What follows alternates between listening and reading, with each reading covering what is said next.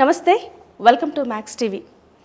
ఇవాళ మనం భద్రకాళి పీఠాధీశ్వరి అలాగే కాళికామాత ఉపాసకురాలు శ్రీ శ్రీ శ్రీ డాక్టర్ సింధు మాతాజీ గారు ప్రస్తుతం మనతో పాటు ఉన్నారు. మరి వారిని అడిగి చాలా విషయాలు తెలుసుకునే ప్రయత్నం చేద్దాం.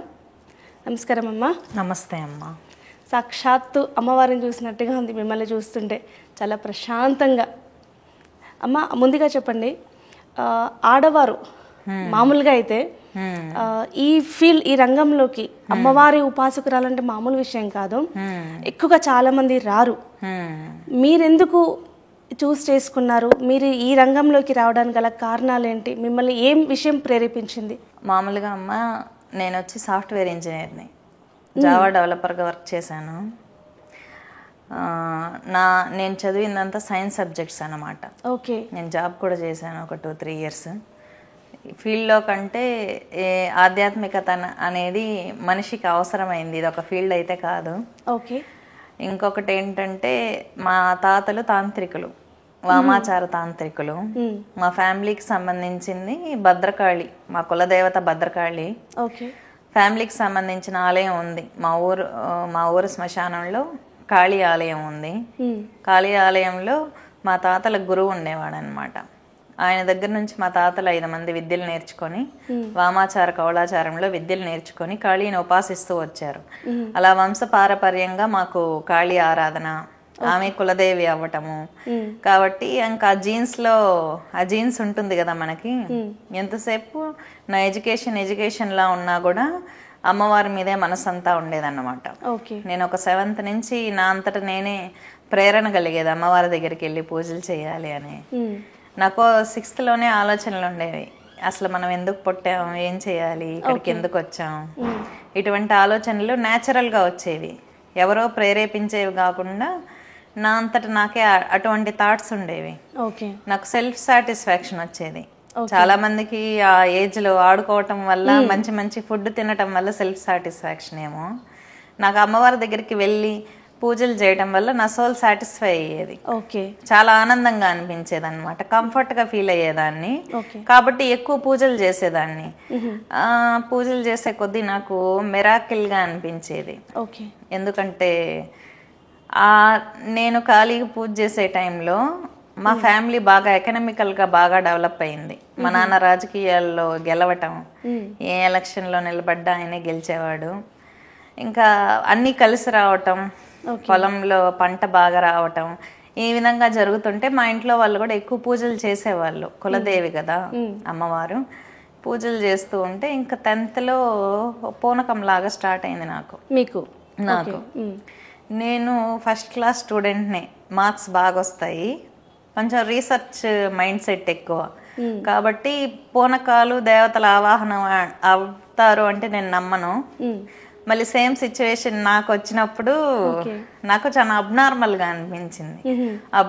గా అనిపించి, సరే దీని మీద రీసెర్చ్ చేద్దాం, అసలు ఎందుకు వస్తుంది, అసలు ఇలాంటి వైబ్రేషన్ అంటే మన బాడీని ఎవరో ఆక్యుపై చేసుకొని మూమెంట్ ఇవ్వటం ఏంటి, ఇదంతా నాకు చాలా వింతగా అనిపించింది. ఎందుకంటే ఏదైనా ఫేస్ చేస్తే తెలుస్తుంది మనిషికి. సరే నేను రీసెర్చ్ చేశాను. తర్వాత అథర్వణ వేదంలో పురాణ గ్రంథాలు, యోగుల జీవితాలు రీసెర్చ్ చేసినప్పుడు కుండలిని అనేది అసాధారణ స్థితిలో యాక్టివేట్ అయినప్పుడు ఇవి అష్టసిద్ధుల్లో మహిమా సిద్ధి కిందకు వస్తుంది. దేవత ఆవాహన అనేది పురాతన గ్రంథాల్లో ఉంది. అష్టసిద్ధుల్లో మహిమా సిద్ధి కింద దేవతల ఆవాహన అవడం అనేది, యోగినీలు యక్షిణీలు మనిషి ఆరాలో ఆవాహన అవుతారు, ప్రేతాత్మలు మనిషి శరీరాన్ని ఆవహిస్తాయి, పరదేవతలు ఆపోజిట్ లో దర్శనం ఇస్తారన్నమాట. అథర్వణ వేదంలో ఉంది ఈ విషయం. ఓకే, దీనికి శాస్త్ర ప్రమాణం ఉంది. కాకపోతే అథర్వణ వేదం చదివి ఎక్స్ప్లెనేషన్ ఇచ్చే వాళ్ళు లేకపోవటం వల్ల ఈ విధమైన స్థితి ఉందా. ఓకే, అయితే ఈ పూనకాల్లో నిజమేంటంటే దేవత వచ్చేయటం కాదు, మన శరీరంలో ఉన్న దివ్యశక్తి అసాధారణ స్థాయిలో ఇప్పుడు ఒక పెద్ద ట్రాన్స్ఫార్మర్ ఉందనుకోండి, అక్కడికి వెళ్ళి చేయబడితే ఏమవుతుంది, కరెంట్ పాస్ అవుతుంది కదా. కరెంట్ పాస్ అవుతున్నప్పుడు వైబ్రేషన్ ఎలా వస్తుందో, దేవతలకి పూజలు చేసినప్పుడు కూడా ఆ పరాదేవి ఎప్పుడైతే అక్కడికి ఆవాహన అవుతుందో ప్రతిష్టలో, ఆ డ్రమ్స్ కొట్టినప్పుడు యాక్టివేట్ అవుతుంది మన కుండలిని. కొన్ని కొన్ని రకాల పద్ధతుల ద్వారా దివ్యశక్తులు ఆవాహన అవుతాయి, గ్రామ దేవతలు ఆవాహన అవుతారు, యోగినీలు ఆవాహన అవుతారు, పెద్ద దేవత వచ్చి ఆపోజిట్ లో దర్శనం ఇస్తుంది. ఏ విధంగా నాకు అర్థమైంది, ఎందుకంటే నేను ఫేస్ చేశాను ఆ సిచ్యువేషన్ ని. ఫేస్ చేసినప్పుడు ఓకే ఇలా ఉంటుందా. నాకు అమ్మవారు ఒకసారి దర్శనం ఇచ్చింది. దర్శనం ఇచ్చినప్పుడు నాకు అబ్నార్మల్ గా అనిపించింది. అందరికి జరగనివి నా జీవితంలోనే ఎందుకు జరుగుతున్నాయి, ఎందుకంటే నేను ఆ టైంలో ఇంటర్ స్టూడెంట్ని. 18 చేతులతో ఒక తెల్లని వెలుగులాగా గాల్లో జుట్టు ఎగురుతుంది అమ్మవారిది, నాలుకలో రక్తం కారుతూ ఉగ్ర రూపంలో దర్శనం ఇచ్చింది. నా జీవితంలోనే ఎందుకు ఇలా జరుగుతాయి నాకు ఆచరత. అంటే ఎవరు నమ్మలేదు. మా మమ్మీ డాడీకి చెప్పాను కానీ నమ్మలేదు. సరే నేను అమ్మవారిని అడిగాను, ఎందుకు నాకే కనిపిస్తావు, అందరి ముందర పిచ్చిదాన్ని చేయాలనుకుంటున్నావా ఏంటి, నాకే ఎందుకు ఇలా కనిపిస్తావు అంటే, చిన్నపిల్లని కదా అప్పుడు, గురువు లేరు, ఆధ్యాత్మిక వాతావరణం కాదు, పూజల వరకు చేసేవాళ్ళం. అప్పుడు నాకేం తెలుసు, పంచోపచార పూజ చేయడం తెలుసు, విగ్రహం కడిగేదాన్ని, ఇంకా పసుపు కుంకుమ సమర్పించి ఆహారం పెట్టాలి, ఇదే నాకు తెలిసిన పూజ. మీకు తెలిసింది అంతే, తెలిసిన పూజ అదే. పూజ అంటే ఇలాగే చేస్తారు. అమ్మవారి దర్శనం ఇచ్చిన తర్వాత నేను ఇలా అడిగేదాన్ని, నువ్వు నిజమేంటో నాకు చెప్పకపోతే నేను అసలు పూజలు చెయ్యను నీకు ఇంకా అని. అమ్మవారితోనే చెప్పేదాన్ని, ఎందుకంటే నాకు ఒక్కదానికే కదా కనిపించేది. స్వప్న దర్శనం ఇచ్చి చెప్పేది, మంత్ర దీక్ష ఇచ్చింది అనమాట. ఫస్ట్ స్వామివారిది ద్వాదశాక్షరి ఇచ్చింది, కాళీ దర్శనం ఇచ్చి కృష్ణుడి మంత్రోపదేశం ఇచ్చింది. నాకు కృష్ణ మంత్రం చేస్తున్నప్పుడు సూక్ష్మ ఆస్ట్రల్ బాడీస్ లో ఉన్న గురువులు దర్శనం ఇచ్చేవాళ్ళు. నాకు అర్థం కాలేదు, ద్వాదశాక్షరి మంత్రం చేస్తే శరీరం లేని గురువులు దర్శనం ఇస్తున్నారేంటి అని. దత్తాత్రేయ దర్శనం వచ్చింది, మహావతార్ బాబాజీ దర్శనం వచ్చింది. ఒక్క సెకండే చెప్పేవాళ్ళు, పెద్ద పెద్ద గురువుల దర్శనాలు వచ్చాయి. అప్పుడు అనుకున్నా, ఓకే వీళ్ళు తపశ్శక్తి సంపన్నులు, శరీరంతో కాకుండా మనం యాస్ట్రల్ పవర్ బాడీస్, కాంతి శరీరాలు అన్నమాట, తపో శరీరాలు అవి. వాటిని చూడాలంటే హ్యూమన్ ఐతో కాదు మంత్రశక్తితో చూడగలమనే క్లారిటీ వచ్చింది. ఎందుకంటే ఇంటర్లో కూడా నాకు అన్ని సైన్స్ గ్రూప్సే కదా, ఎంపీసీ చేశాను నేను. సరే ఎడ్యుకేషనే ఇది నాకు ఎక్స్పీరియన్స్ వచ్చే కొద్దీ నేను అన్ని రీసెర్చ్, నాకు జరిగినట్టు ఎవరికైనా ప్రీవియస్ జరిగాయా, పెద్ద పెద్ద యోగుల జీవితాలు ఏమైనా జరిగాయా చూసుకున్నప్పుడు ఓకే అందరికి జరిగి ఉన్నాయి. ఇదేం అబ్నార్మల్ కండిషన్, ఇమాజినేషన్ అయితే కాదు, ఇల్యూజన్ అయితే కాదు. ఇల్యూజన్ అయితే మాకు అలా జరగదు. ఎక్స్ట్రీమ్గా హైగా అవ్వటం, ఎక్స్ట్రీమ్గా ఎకనామికల్గా డెవలప్ అవ్వటం.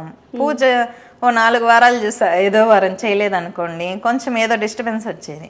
అలా పూజలు పెంచే కొద్దీ బాగా జరిగేది అనమాట మా మమ్మీ డాడీకి. సరే అని చెప్పి మాకు రిజల్ట్స్ కనిపించేవి వెంటనే. ఆ రిజల్ట్ పూజ చేయకపోతే ఎలా ఉంటుంది, చేస్తే ఎలా ఉంటుంది, వెంటనే రిజల్ట్ కనిపించేసరికి ఓకే అనిపించేది. సరే అమ్మవారు అయితే ఉంది, మంత్ర సాధనలు ఇస్తూ వచ్చేది, శరీరం లేని గురువులు దర్శనం ఇచ్చేవాళ్ళు. తర్వాత నేను జాబ్ వరకు వచ్చాను. జాబ్ చేస్తున్నప్పుడు సిస్టమ్ ముందు కూర్చొని కోడింగ్ రాస్తుంటే ఒక వాయిస్, నువ్వు ఇందుకోసమే పుట్టావా, ఓ సిస్టమ్ ముందర సిస్టమ్ లాగా తయారయ్యావు నువ్వు, నీ జీవితం అయితే ఇది కాదు అని చెప్పి ఇంటర్నల్ గా ప్రేరేపణ వచ్చింది. తర్వాత నాకు సాటిస్ఫాక్షన్ లేదు, జాబ్ లో సాటిస్ఫాక్షన్ లేదు, ఎంత సాలరీ వచ్చినా. సో నాకు ఇక్కడ సెల్ఫ్ సాటిస్ఫాక్షన్ ఉంది, నా సోలుకు కావాల్సింది ఇదే ఆధ్యాత్మికత. నేను ఏదైతే చూసానో, ఏదైతే ఫేస్ చేశానో, ఏదైతే ఎక్స్పీరియన్స్ అయ్యానో అది అందరికీ అందివ్వాలి అనుకున్నాను.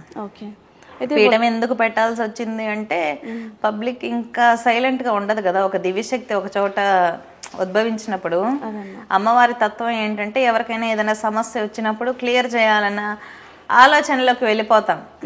ఆలోచనలోకి వెళ్ళిపోయి ఒకరిద్దరికి క్యూర్ చేసేసరికి వాళ్ళు 10,000, వాళ్ళు 100,000, 1,000, ఇంకా అది అంటే 10 మంది చెప్పుకుంటూనే వెళ్ళిపోయేసరికి ఇంకా మనం ఇంకా పీఠం ఎస్టాబ్లిష్ చేసి దీన్ని ఒక సంస్థగా ముందుకు తీసుకెళ్లాల్సి వచ్చింది. థ్యాంక్ యూ సో మచ్ అమ్మ. అమ్మవారి గురించి చాలా గొప్పగా వివరించారు. ధన్యవాదాలు.